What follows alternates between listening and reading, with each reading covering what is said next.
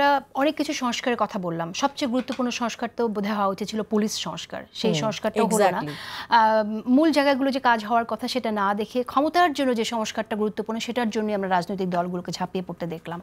তো এটা তো গণঅভ্যুত্থান থেকে এটাই তো কাঙ্ক্ষিত ছিল না। আমি একটু প্রথমে আপনার কাছে শুনে সামনে গণঅভ্যুত্থানে কি কাঙ্ক্ষিত ছিল সেটা আমার ধারণা, সেটা নিয়েও তো আসলে আমরা কোথাও একমত হতে পারিনি। আমার কাছে মনে হয়েছিল গণঅভ্যুত্থানে আমি কেন গিয়েছিলাম সেটা আমি জানি, কিন্তু প্রশ্নটা হচ্ছে সবাই একই উদ্দেশ্য নিয়ে ওখানে যায়নি। আর আমি যেটা দেখলাম যে কথাটা আমার সহ প্যানেলিস্টরাও বলছেন, যে এই যে বাংলাদেশে এই 1 বছর বা 13-14 মাসে আমরা যে সময়টা পার করলাম, এই সময়ের মধ্যে কিন্তু আমরা এই যে দেখলাম পুলিশ কারো কারো উপর খুব চড়াও হয়ে উঠছে, কিন্তু সবার ক্ষেত্রে হচ্ছে না। যখন মব হচ্ছে তখন চড়াও হচ্ছে না, যখন কোনো একটা খুবই বেশিরভাগ ক্ষেত্রে প্রান্তিক মানুষরা যখন এক জায়গায় হচ্ছেন, এখন এটা হতে পারে যে তার মধ্যে কেউ দেখছেন আওয়ামী লীগের ভূত, কেউ দেখছেন দোসর, কেউ দেখছেন ষড়যন্ত্র ইত্যাদি, এবং এর মধ্যে কোনোটা হয়তো সত্যিও। কিন্তু how do you differentiate between this situations? এইটা ডিফারেন্সিয়েট করার জন্য আমাদের প্রতিষ্ঠান তৈরি করা দরকার ছিল। আমাদের প্রতিষ্ঠানগুলোতে যে একমাত্র প্রতিষ্ঠান হয়ে গিয়েছিল 17 বছরে, যে আপনি যদি আওয়ামী লীগ করেন সেটা আপনার সব দরজা খুলে দিবে, আপনি যদি আওয়ামী লীগ না করেন সব দরজা বন্ধ।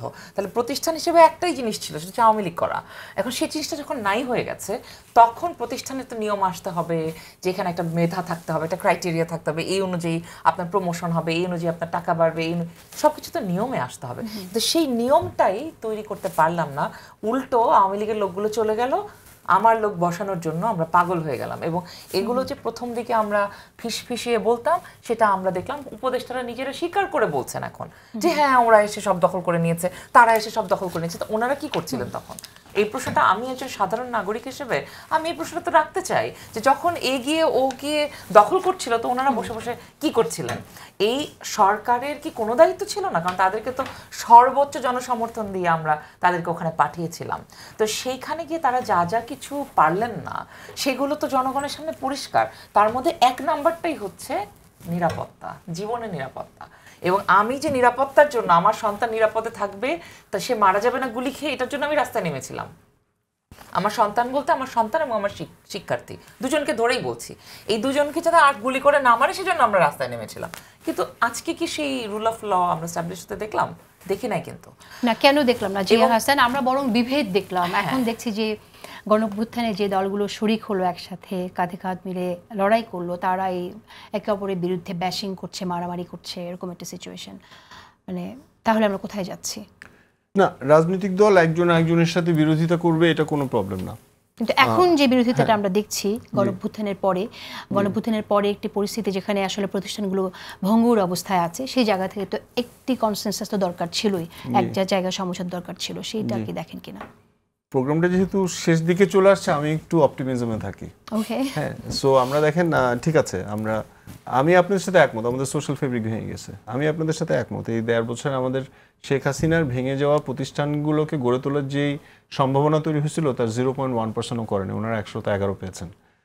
আমি আপনার সাথে সম্পূর্ণভাবে একমত যে এই সময়ে সংস্কার কোনো কমিশন বেস ইস্যু না। 1 বছরে অনেক কিছু করে ফেলা যায়। আমি তো আসলে সরকারের সাথেই কাজ করি, সো একটা ভালো পলিসি মেকার 3 থেকে 4 মাসেই অনেক পরিবর্তন ঘটায় ফেলতে পারে, যেটা 10টা কমিশন দিয়েও এটা 50 বছর অ্যাচিভ করা যাবে না। তো সেই সব জায়গাতে আসলে আমরা দেখছি আমরা যেটা বলি BAU, বেসিক বিজনেস অ্যাজ ইউজুয়ালকে কন্টিনিউ করা বাদে কোনো সংস্কার করেনি, সব সংস্কার ডেলিগেট করে দেওয়া হয়েছে। ওকে, এই লিমিটেশনটাকে মেনে নিয়েই আমরা তারপরেও বলতে হবে যে আমাদের একটা জুলাই সনদ তৈরি হয়েছে। যতই আমরা শুরু থেকে তো নির্বাচন নিয়ে বেশ কিছু আলোচনা করলাম, তারপরে আমি নিশ্চিত যে ফেব্রুয়ারিতে ইলেকশনটা হবে। আমি নিশ্চিত যে এখন যেই একটা রাজনৈতিক দ্বন্দ্ব চলছে, এইটা যেখানেই থাকুক না কেন, আজকে থেকে 1 মাসের মধ্যে সবাই নির্বাচনী ট্রেনে পা দিয়ে দিবে। আমি এটা নিশ্চিত যে নির্বাচনে যেই আসবে তারা শেখ হাসিনা থেকে বেটার হবে।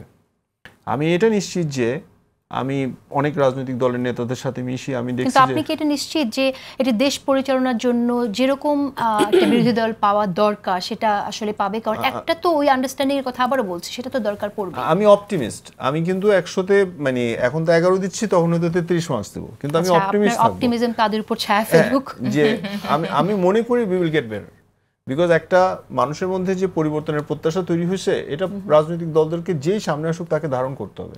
আচ্ছা, শেষ করে দিব, আমি একদম সময় নেই। নতুন একটি জোট হতে যাচ্ছে, আমরা শুনছি যে মধ্যপন্থী জোট হচ্ছে, এনসিপি আরও অনেকগুলো অপেক্ষাকৃত ছোট দল সহ একটা জোট হচ্ছে। আপনি কিভাবে দেখছেন? সবার কাছে একটু ছোট করে কমেন্ট নিয়ে শেষ করবো। অবশ্যই আমার কাছে এটা মনে হয় যে রাজনৈতিক পরিস্থিতিতে যেটা হয়, ওই যেটা বললেন না যে অপটিমিজম, আমি সত্যিকার অর্থে এইটুকুকে আমি দেখি ভালো। এই যে অ্যালায়েন্স, স্ট্র্যাটেজিক অ্যালায়েন্স যেটা আমরা বলি, পলিটিক্যাল বিভিন্ন স্পেয়ারে যখন হয়, এবং বড় বড় দলগুলোকে আমরা দেখেছি যেখানে তাদের প্রথম মত না থাকলেও তারা কিন্তু ছাড় দিচ্ছে, এবং আপনি দেখেন ঐক্যমতে আসতে কিন্তু তারা প্রথমে তাদের আপত্তি থাকলেও তারা এক জায়গায় আসছে, একটা অ্যালায়েন্স ফর্ম করছে নির্বাচনে যাওয়ার জন্য। নির্বাচনের আগে তো অস্থিরতা থাকবেই, আর আমাদের দেশের তো কোথাও কোনো প্রতিষ্ঠান টিকে ছিল না, সেখান থেকে আরও ফাস্টার হয়তো যেতে পারতো, যাওয়া উচিত ছিল, আরও একটু বেটার ইনস্টিটিউশনাল ডেমোক্রেসি আমরা হয়তো দেখলে আমাদের ভালো লাগতো। বাট দ্য থিং ইজ, আপনি দেখেন এই যে ঐক্যমতটা গঠন হচ্ছে, এই যে একটা অ্যালায়েন্স হবে, নির্বাচনের দিকে যাচ্ছে, জিয়া হাসান, এই বিষয়ে আপনার মন্তব্য শুনি। সুনির্দিষ্ট অ্যালায়েন্সের ব্যাপারে আমার জানা নেই, বা আমি খুবই আগ্রহের সাথে তাকে আছি এনসিপির, মানে আমরা উভয় সংকট বলি, ওদের 3 সংকট, ও না যাবে জামাত, না যাবে বিএনপি, না নিজে ইলেকশন না করে থাকতে পারবে না। তো এই 3 সংকট থেকে এনসিপি কিভাবে কোন দিকে যাচ্ছে এটার দিকে আমি তাকে আছি। আর বাকি I know that some of the parties বিএনপির সাথে যাবে, উই নো দ্যাট কেউ কেউ ইন্ডিপেন্ডেন্ট থাকবে, কেউ কেউ, এটা খুব ক্লিয়ার, কিন্তু আমি এনসিপির দিকে তাকে আছি। ওকে, প্রফেসর সামিনা লুৎফা। হ্যাঁ, মানে আমরা তো ছাত্রদের নেতৃত্বে গণ অভ্যুত্থানে সামিল হয়েছিলাম, সুতরাং তারা যখন একটা রাজনৈতিক দল করেছে সেটার দিকে আমরা অবশ্যই অনেক আশা নিয়ে তাকিয়ে আছি। তারা ভুল করছে, ভুল করে শিখছে, আশা করি যে তারা শিখবে, এবং বাংলাদেশে যে গণতান্ত্রিক সংস্কৃতির চর্চা হওয়া প্রয়োজন, যেখানে সংখ্যাগরিষ্ঠের মতটাই একমাত্র মত নয়, বরং বহুমতকেই জায়গা দেওয়াটাই গণতন্ত্র, এই জায়গাটাতে আমার শিক্ষার্থীদের, তরুণদের দল পৌঁছাবে এবং তারা গণতান্ত্রিক মূল্যবোধকেই উপরে রাখবে, এটাই আমি আশা করি।